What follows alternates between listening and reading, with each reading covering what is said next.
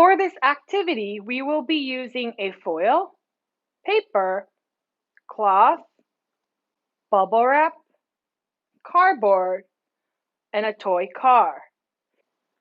If you don't have any of these materials, see if you can find materials around your house with different textures. If you don't have a toy car, you can also use any item that rolls. Make sure you get your parents' permission.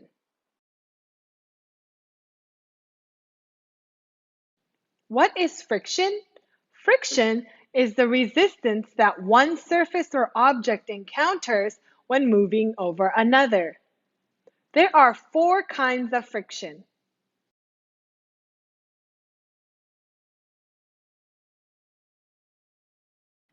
First, we have sliding friction. Go ahead and rub your hands together. Our hands are sliding by one another. This is sliding friction.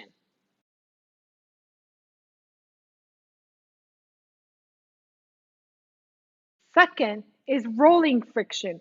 For example, when you are riding a skateboard, the wheels on the skateboard reduce friction.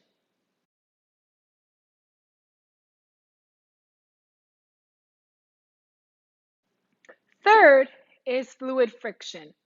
For example, when you walk in water, it is much more difficult because the water causes resistance.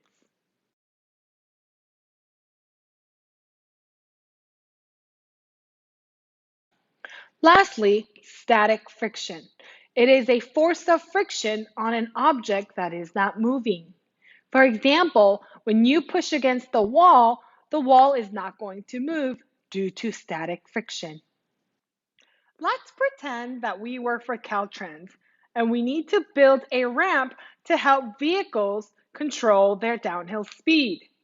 We are going to identify which of our materials provides the most friction for our vehicle. You need to provide your own materials to build a ramp. We are using a tape dispenser and the book to build our ramp. First, let's go ahead and test the cardboard. Place the cardboard under the ramp. Take the vehicle and roll it down from the top of the ramp.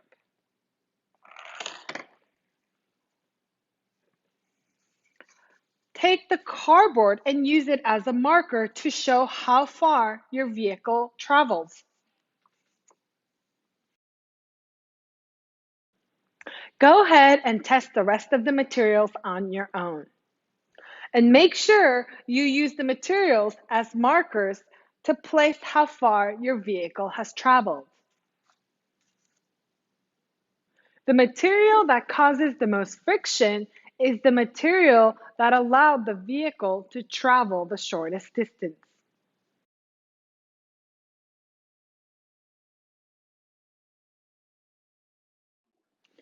Hi, my name is Mike. I am the Instructional Support Specialist here at the Physics Department for MJC, and today we're going to show you some equipment that uses electricity. Today we're going to talk about simple motors and how electricity works in them. Here's a simple motor. We have two copper posts with a magnet, and I have a battery. And I also have another one here set up with my copper wire with a bunch of loops. And what we're doing is we're causing those electrons to move through the copper wire, and we're using this magnet here to cause it to flip around. So a basic motor is just the movement of two parts with using electricity. The next thing that we can look at, this is very simple, but here's a little bit more complicated, but it's still basically the same thing. We have a copper wire that are wrapped around some posts with our magnets on the outside, running that electricity through to the copper posts, causing the motor to spin.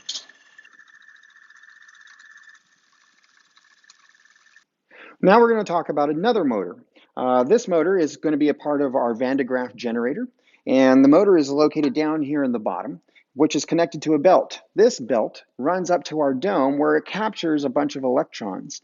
And what we're going to do is show you how we can use those captured electrons.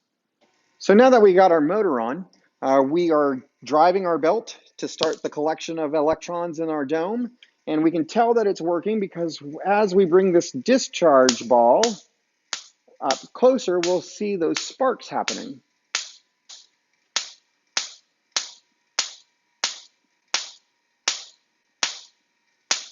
We can also take those electrons and run them through a tube full of gas. In this case, we'll use neon and create light.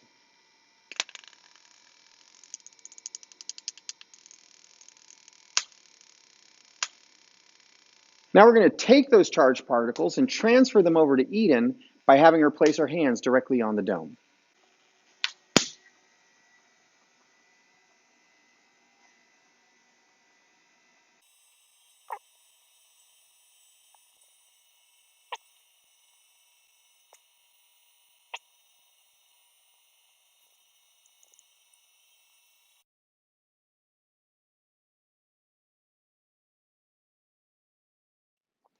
So when you get to college, you'll be able to use equipment like this to learn more about electricity.